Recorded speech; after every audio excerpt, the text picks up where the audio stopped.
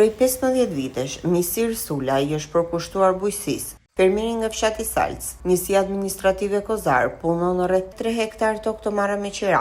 Ai është një fermer i regjistruar me NIP dhe ka përfituar subvencione, por thotë se ato nuk mjaftojnë për të përballuar kostot e larta të prodhimit. Në tokat e tij kultivohen grur, elb dhe kultura të ndryshme fushore, ndërsa bamja është një nga prodhimet kryesore. Megjithatë, këtë sezon fermerët po përballen me çmime shumë të ulta në treg. Sipas Misir Sulës, bamja në tregun e shumicës po shitet me vetëm 50 lekë të reja për kilogram, një çmim që nuk mbulon as shpenzimet e prodhimit. Ai shprehet se pas një viti pune dhe investimesh, fitimi është pothuajse i papërfillshëm. Fermeri kërkon ndërhyrjen e shtetit me politika më mbështetëse për sektorin e bujqësisë, arritje të subvencioneve dhe masa që të garantojnë çmime më të drejta për prodhimin vendas. Sipas tij, pa një mbështetje konkrete, shumë fermerë rrezikojnë të heqen dorë nga puna në bujqësi.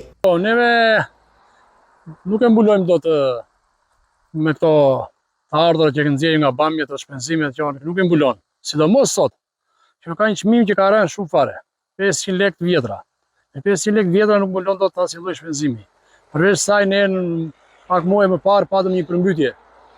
Nga përmbytja neve filluam ta përgatisim tokën dhe njëherë nga e para. Mbollëm bamjet, u thanë, u bën nga kalbëzimi nga lëkështira. E mbollëm për s'dyti. Shpenzimet simulon do të kjo kur. Problemi është se shteti nes na jep asnjë lloj investimi, nuk subvencionimi. Ne punojmë vetë, të paguash punëtorin këtu del zero. Ne zero jemi sot. Jemi minus sot, jemi brenda sot. Tani që po flasim bashkë.